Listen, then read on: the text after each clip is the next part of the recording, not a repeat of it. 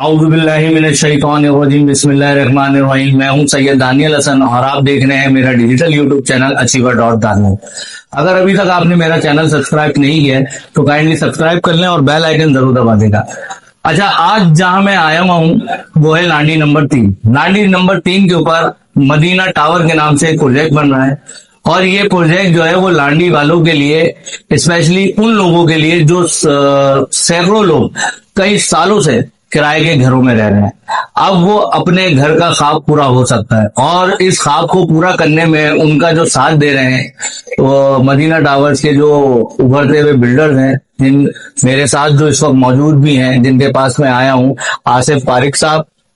ये दो वो लोग हैं जिन्होंने लांडी के लोगों के लिए, स्पेशली जिन्होंने किराए के घरों पर रहते थे, उनको अपना घर देने का वादा किया है।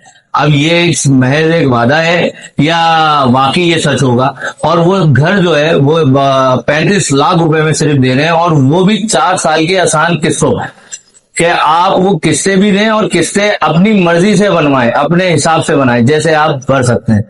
तो ये वाकई ये ऐसा सच है या फिर ये एक कहानी है? इसके पीछे का इनका विजन जानते हैं और आज इनसे बातचीत करते हैं कि इनको क्या इनके दिमाग में आई और इनके पीछे इस कहानी थी कि जो इन्होंने ये प्रोजेक्ट लांडी में शुरू किया जिसका नाम है मदीना टावर। कैसे हैं आप दोनों? अस्सलाम वालेकुम। वालेकुम सलाम। खैरियत से आसिफ भाई?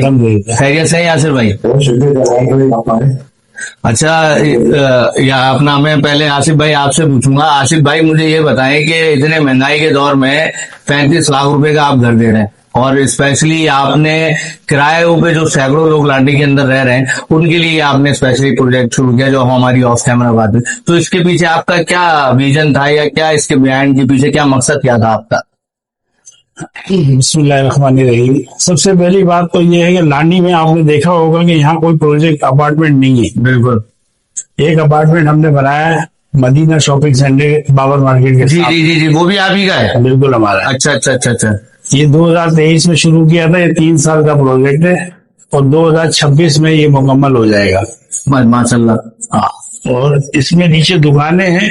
इसको हमने बनाया नीचे शॉपिंग मॉल। ठीक। लोग जाकर देखते थे Tariq road, Haidari, Rashid Minaj road, mall देखते थे, मिलीनियम मॉल वाली और आरजे मॉल वाली। ये उधर इस तरह का लांडी में कभी किसी ने सोचा नहीं था कि विदाउट शेटर, ओनली ग्लासेस, सिर्फ ग्लासेस है, उसमें शेटर नहीं है, एक मॉल है। बिल्कुल ऐसे ही देखा है मैंने, वो आते जाते देखा लांडी में हमने देख दिया। इसके अलावा हमने इधर फ्लैट्स दिए। हमें भी शुरू में बाखुदा आप यकीन करें कि हमें भी उम्मीद नहीं थी कि इतना अच्छा रिस्पॉन्स मिलेगा एज अ फ्लैट, क्योंकि इस पूरे लांडी में कहीं फ्लैट नहीं है। बिल्कुल ऐसा। आप इधर कोरंगी चले जाएं, मलिर चले जाएं, शाह फैसल चले जाएं, हर जगह फ्लैट्स हैं। ऐसे ही लांडी में एक भी प्रोजेक्ट नहीं है। इवन कोरंगी में भी फ्लैट्स आ गए, बहुत है कोरंगी में, लांडी में एक भी नहीं है। अच्छा, दूसरी बात मुझे ये बताएं, जो इसकी जो आपने प्राइस रखे ये 35 लाख रुपए, ये इतने कम क्यों है भाई? क्या मतलब, और वो भी आप बोल लो इंस्टॉलमेंट पे दे दें? वो भी इंस्टॉलमेंट। लांडी वालों से कोई खास मोहब्बत है? इसके पीछे के राज क्या है? राज ये है कि कुछ लोग कहते हैं कि मैं डिफेंस से आया हूँ, कुछ कहते हैं बहादुराबाद से आया हूँ, कुछ कहते हैं गुलशन से आया हूँ। 90 के दौर में मैं छोटी मार्केट में बैठता था। अच्छा, ये छोटी मार्केट लांडी वाली में? अच्छा, मैं इधर ही बैठता था, इधर ही उठना बैठना था, दिन रात इधर ही रहता था। लांडी खून में बसा हुआ है। अच्छा। अब हमने शहर में तकरीबन 27 बिल्डिंगें बना दी है। माशाल्लाह। मैं आबाद का सीनियर मेंबर हूँ, लाइसेंस होल्डर है हमारी कंपनी। तो हमने लांडी में देखा यार लांडी को थोड़ा उठाएं।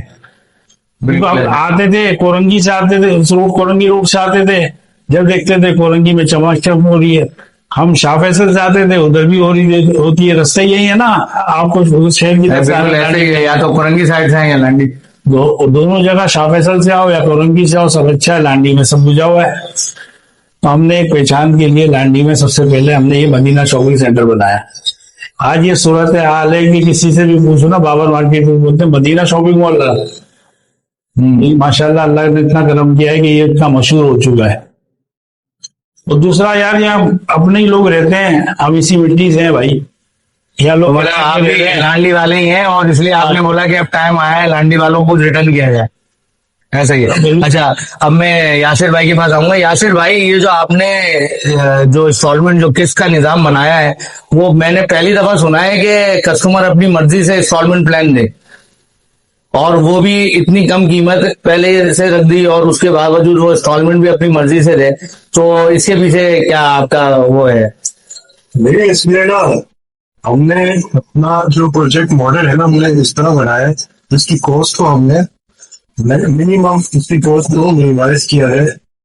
یہ ہمارا جو کلائنٹ ہے فائنل کنزیومر, اس کو وہ افیکٹ لیں گے, اس کی ویلیو زیادہ نہ ہو. اس کے لیے ہم نے جو بھی چیزیں میں آپ سے ڈسکس کرنا چاہوں گا, ایک پریفر تو یہ کہ ڈائریکٹ کمپنی فائنینشنگ کمپنی نہیں ہے, کوئی انویسٹر میں انوالو نہیں اس میں, اور جو ہمارے ریئل اسٹیٹ ایجنٹس ہیں ان کے لیے ہم نے ڈیسائڈ کر دی کمیشن جو کمپنی ان کو پے کرے گی, جس کی وجہ سے ہمارا جو ویلیو ہے وہ بہت کم ہو. مطلب آپ کی کاسٹ جو ہے وہ کم آ گئی, جس میں جس کی وجہ سے کوئی افیکٹ نہیں آ رہا. ہمارے جو پانی کے ذریعے اس کو اچھے ریٹس دیں گے, ورنہ اسی طرح کا فلیٹ اگر آپ آگے جائیں گے 120 تک کے وہ ریٹ کھول دیں. ایسے ہی ہو. تو ہم نے ان سب چیزوں کو کم کر کے زیادہ سے زیادہ ہم نے کوشش کی کہ ہم کسی بھی طرح اپنے کلائنٹ کو کم سے کم ریٹ میں کریں گے.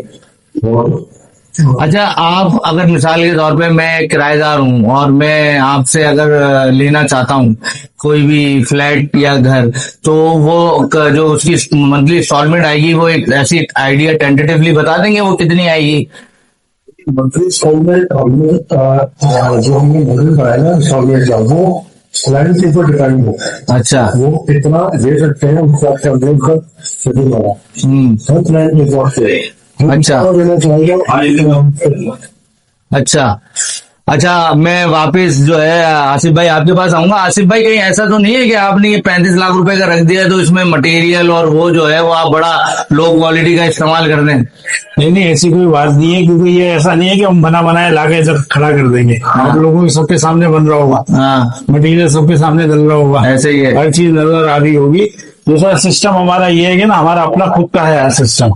ایسا نہیں کہ ہم نے ایک جگہ کر لی بکنگ آفس بنا لی, باقی آگے کانٹریکٹ پہ دے دیا, پھر اس نے آگے پیٹی کانٹریکٹ پہ دے دیا, اس سے کاسٹ بڑھ جاتی ہے. اچھا, ہمارے پاس ہر چیز کی اپنی ٹیم خود کی ہے, آپ اس کو خود ہی سپروائز کریں گے؟ کرتے ہیں ہم خود ہی کرتے ہیں سارا. اچھا, مٹیریل بھی ہم خود پرچیز کرتے ہیں, لیبر بھی ہماری خود کی ہے. ہم آگے پیٹی ٹو پیٹی ٹھیکیدار کو نہیں چلاتے, وہ کاسٹ مہنگی ہو جاتی ہے اس سے. ریٹ دیکھا جاتا ہے نا, کاسٹ کم کریں گے. اسی طرح ہم نے financing generally total financing company خود کرتی ہے. اکثر پروجیکٹ سے کیا ہوتا ہے کہ مالکان انویسٹمنٹ انوالو کرتے ہیں, اس کی وجہ سے ان کا پروفٹ پھر مالکان اپنا پروفٹ میں ہائی رکھتے ہیں. پھر اس کے بعد پھر ریئل اسٹیٹ ایجنٹس آ جاتے ہیں, جس کی وجہ سے کمیشن تو ویلیو بہت زیادہ ہو جاتی ہے. اینڈ یوزر تک پہنچتے پہنچتے وہ قیمت بہت بڑھ جاتی ہے اس کی. وہ مطلب آپ اس وجہ سے یہ ساری چیزیں اپنی ہی کمپنی کے انڈر رکھ کے اور اپنی ہی سپروائزر میں کر رہے ہیں خوش ہو جاتا ہے, تو تاکہ کوئی بھی مٹیریل میں یا کسی چیز میں کوئی لیکنگ نہ رہے. اچھا, اگلا سوال میرا آپ دونوں سے یہ ہے, ایک ایک کر کے آپ دینا چاہیں. اس کی قانونی جو حیثیت ہے یا قانونی کوئی معاملات, یا کیونکہ آپ کو پتا ہے اکثر پروجیکٹ چلتے ہیں اور چیزوں پہ وہ بننا تو شروع ہو جاتے ہیں لیکن وہ اپنے پائے تکمیل تک نہیں پہنچتے. اگر ایک عام آدمی اس کو دیکھنا چاہے کہ بھائی اس کی کیا یہ قانونی طور پہ ہے یا نہیں ہے, تو وہ کیسے چیک کرے؟ اس کا سب سے آسان طریقہ ادارے نے خود کر دیا ہے. اچھا, جب کنسٹرکشن شروع کرتے ہیں نا, جیسے ہم نے اس پروجیکٹ کا آپ کو بتایا ابھی فنیشنگ پہ وہ, جی جی, تو ہم نے جب ادھر شروع کریں گے کنسٹرکشن, تو ہمارے وہ کمپنی نے ادارے نے سرکاری ادارے نے ہم سے کہا کہ آپ نے ادھر ایک بینر لگانا ہے جس پہ اس کی NOC نمبر اور ایک بار کوڈ لگے گا. اچھا, لوگ یہاں سے وہاں سول سینٹر تک جائیں مشکل ہو جاتا ہے. موبائل ہاتھ میں ہے, بار کوڈ اسکین کیا, پوری ڈیٹیل آ جاتی ہے اس کی NOC کی, کتنی منزلہ قبول ہے, کیا ہے کون سا اسٹیٹس ہے, کمرشل ہے, ہر چیز اس میں. اچھا, مطلب کہیں کسی کو جانے کی کوئی ضرورت نہیں ہے, آپ بار کوڈ جو ہے وہ پبلک کر دیں گے اور جسے لینا ہے وہ بھی اور جسے نہیں لینا ہے وہ اسکین کرے اور چیک کر لے کہ بھائی ہم لیگل ہیں یا نہیں. اس کی ایک واضح مثال سامنے موجود ہے. ہاں, مدینہ ٹاور, آپ پہلے شاپنگ سینٹر میں ابھی بھی بار کوڈ لگا ہوا ہے. اچھا, لوگ آتے ہیں, اس بار کوڈ کو اسکین کرتے ہیں, پڑھتے ہیں, ہر چیز اوکے تو آ جاتے ہیں. الحمدللہ وہاں 84 فلیٹ ہیں, ہمارے پاس ایک بھی نہیں ہے. اچھا, سارے سیل آؤٹ ہو. اور اس پروجیکٹ میں آپ کے کتنے فلیٹس ہیں؟ نہیں, اس پروجیکٹ میں 264. ماشاء اللہ. تو مطلب یہ پہلی ہائی رائز ہے لانڈی کی. اچھا, पहली बिल्डिंग जो है वो बनेगी जो इतनी ऊंची होगी। थैंक यू वेरी मच आप दोनों का अपना कीमती वक्त देने का। दोनों माशाल्लाह से बड़े मसरूफ लोग हैं और मैं अपने नाज़रीन के लिए इतना ही कहूंगा कि शायद लांडी की जो है वो जिंदगी बदलने वाली है, स्पेशली वो लोग जो किरायों पर रहते थे। और इन्होंने हर चीज अब बिल्कुल क्लियर और डिफाइन कर दी है कि मेरे भाई सबसे ज्यादा जो प्रॉब्लम होती थी वो ये होती थी ना कि भाई इसकी शफाफियत पे क्या होगा। तो ये कुछ दिनों के अंदर यहाँ पे भी बार कोड जो शेयर कर देंगे। पहले जो इनका मदीना शॉपिंग मॉल के नाम से जो प्रोजेक्ट बार मार्केट पे चल रहा है वहां पहले से लगा हुआ है और यहाँ पे भी बहुत जल्द वो बार कोड लग जाएगा, आप उसकी शफाफियत चेक कर सकते हैं। और सबसे बड़ी बात 35 लाख रुपए में तो आजकल मेरे भाई गाड़ी नहीं आ रही है, घर दे रहे हैं। तो और वो भी इंस्टॉलमेंट पे 4 साल की। तो अगर ऐसे जो लोग हैं जो कई अरसे से किराए पे रह रहे हैं और अपना घर लेना चाहते हैं तो उनसे जल्द से जल्द रब्ता करें। और आज के लिए इतना ही। मुझे और यासिर भाई और आसिफ भाई को इजाजत दीजिए। मुझे मेरी अगली वीडियो तक के लिए अल्लाह हाफिज।